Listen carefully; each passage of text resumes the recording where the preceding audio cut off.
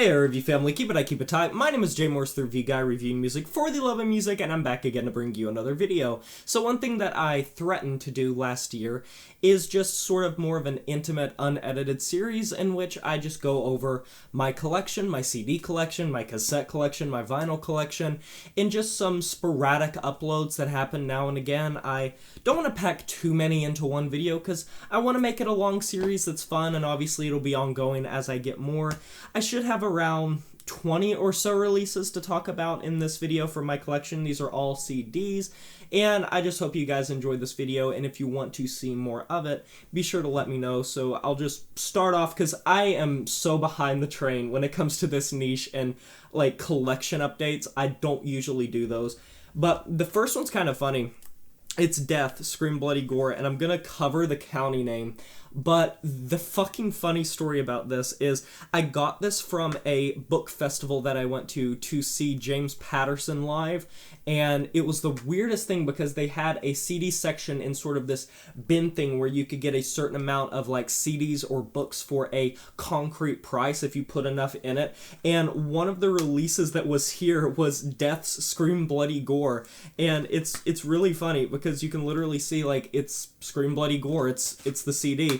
It's not like the original like CD case or anything, but as you can see, I mean, it was really funny. I got some other releases that I'll probably go over another time from that haul because I did get some other metal stuff from it, but I just think that's really funny.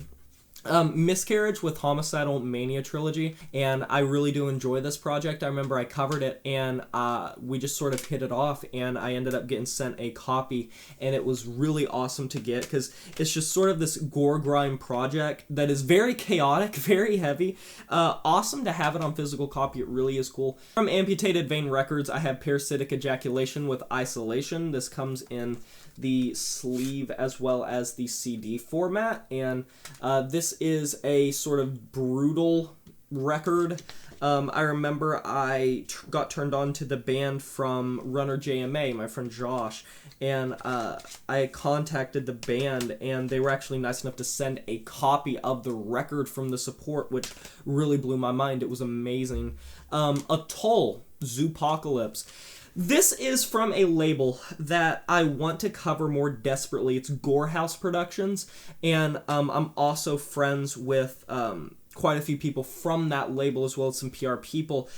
They publish a lot of sort of slam records and brutal death metal records, and considering that's right up my alley, they do release a lot of great material, and I really do enjoy Atoll as a whole. And I think Zoopocalypse is one of the standout releases from the label, and one of the first ones that I actually heard from the label.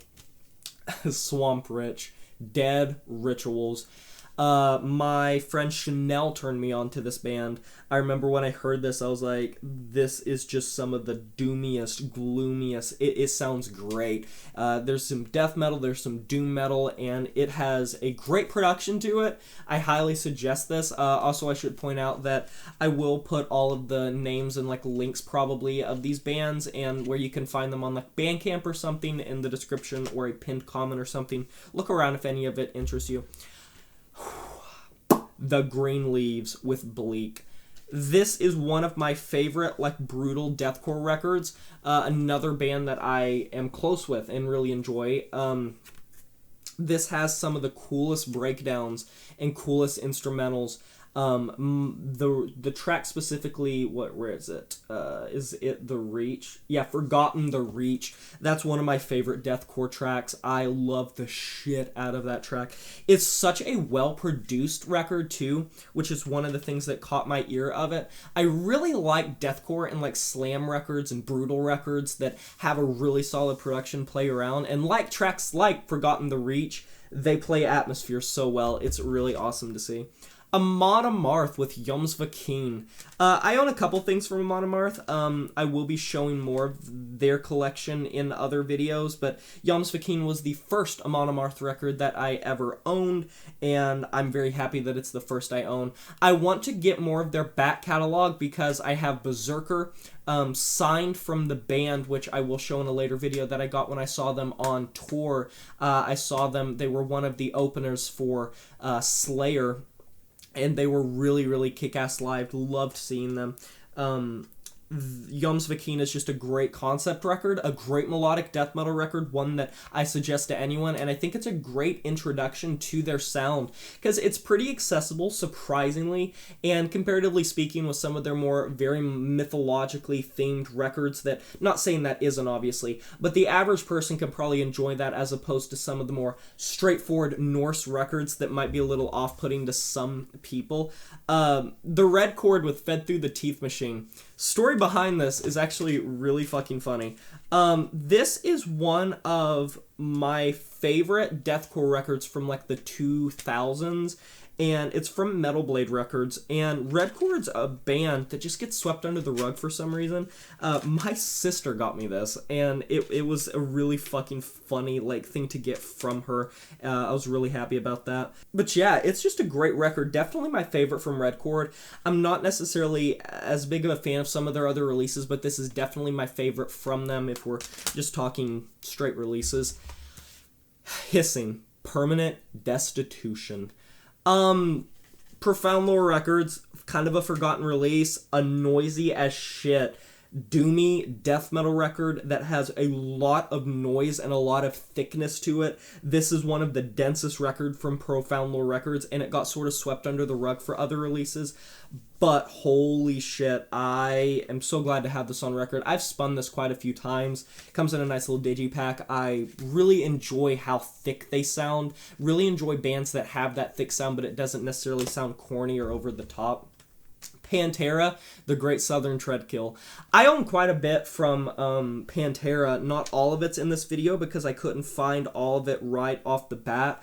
But I also, right here, I have Reinventing the Steel. But I do own quite a bit of Pantera's discography. How do you not like Pantera? Definitely going to do a worst to best of them, but they're kind of like Death in the sense of how the fuck do you rank their discography when all of it is so good and so outstanding?